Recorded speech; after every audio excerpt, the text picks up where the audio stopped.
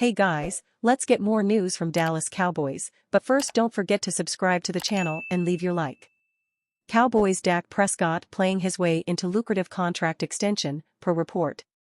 Cowboys quarterback Dak Prescott is arguably having one of his best seasons yet, and his performances this year could result in him getting a much bigger paycheck in the future. According to NFL Network's Ian Rappaport, Prescott and the Cowboys are expected to figure out a rich contract extension this offseason. The quarterback's current contract expires in 2024. Prescott currently is expected to carry a $60 million cap charge in 2024, along with no trade and no tag clauses. Through 12 games, Prescott has thrown for 3,234 yards, 26 touchdowns, and 6 interceptions. He has a 70.1% completion percentage, along with a 75.5 quarterback rating. After last Thursday's game, the Cowboys hold a 9-3 record, which places them in the 5th seed in the NFC playoff picture. Prescott's taken the Cowboys to the playoffs 4 times, but the team hasn't passed the divisional round since Dallas won the Super Bowl in the 1995 season. Micah Parsons says Seahawks pass protection was not a good strategy. What sort of edgy strategy was this? The Seahawks, by design, gave Cowboys linebacker Micah Parsons a clear path to quarterback Geno Smith Thursday night.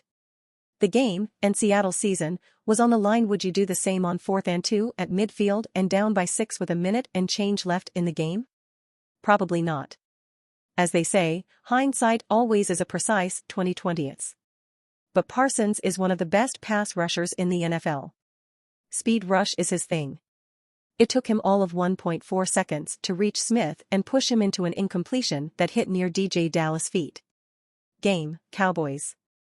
And in the post-game at AT&T Stadium, Parsons was perplexed at the call. After all, this is the guy who really lives for these moments. First, take another look. Cowboys fans can celebrate.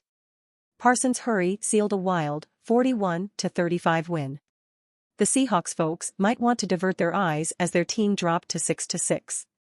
Smith confirmed the pass protection, or lack thereof, was by design. Speaking to reporters after the game, he said the Seahawks right tackle had to squeeze right there versus 0, Cowboys blitz, so he did the right thing.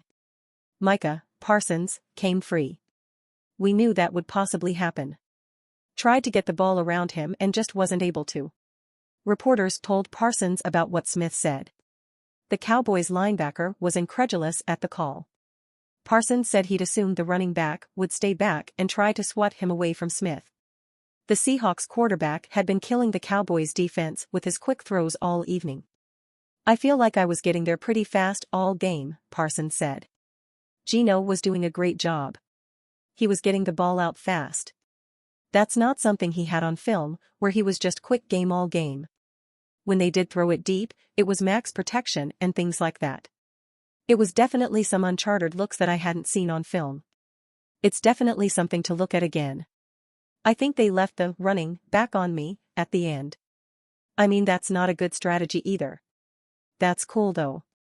By playing on Thursday night, the Cowboys have a few extra days to catch their collective breaths. The Eagles are up next. The two teams played a classic in Philadelphia a month ago. Now, the Eagles head to AT&T Stadium for Sunday Night Football, December 10th. The schedule won't get easier, with the Cowboys facing the Bills, Dolphins, and Lions before they finish on the road against the Commanders. They'll need Micah Parsons in a big way for the stretch.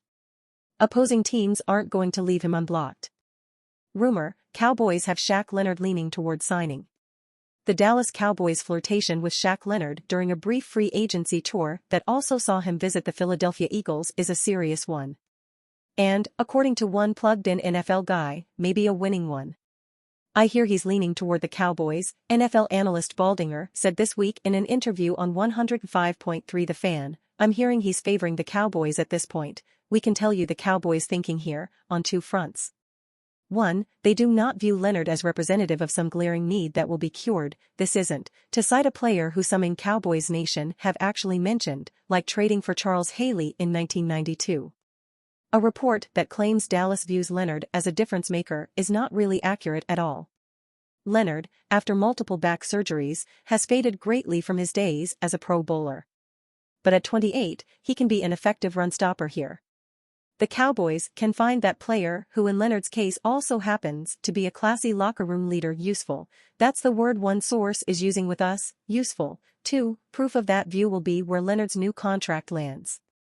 ESPN reported this week that there will be a bidding war between Dallas and Philly for Shaq's services. We can tell you ESPN did not get that information from here inside the Star.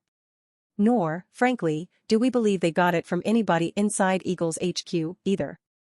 But in fact, while Dallas has lost Leighton Vander Esch to injury for the season, the Eagles probably need him more, as thin as they are overall at linebacker. As Baldinger said, I know players on the Eagles that are heavily trying to recruit him. They need him. They've been losing linebackers all year. Leonard has friends and connections on both teams, including with Eagles coach Nick Sirianni, who used to work in Indianapolis. Said Sirianni, I was close with him when we were in Indy. It was good to be able to catch up with him and relive some memories. But also just talk a little bit about what this building is like. Leonard, recently cut by the Colts, is scheduled to make a decision maybe late Sunday, after the Eagles play the 49ers. Said Cowboys owner Jerry Jones, they said they're going to get back with us this weekend, probably after Philadelphia plays, is my guess. We had a great visit, and that's pretty much the way we left it. CowboysSI.com has been told the decision will come down to attractiveness, with 2 factors to be gauged: where can he get snaps? And where, with 9-3 Dallas or with 10-1 Philly, is he more likely to win a Super Bowl ring? Said Baldinger, he's a little measured about this thing. He wants to make the right decision. And you fan, what do you think of the Shaq Leonard situation? Leave your opinion in the comments.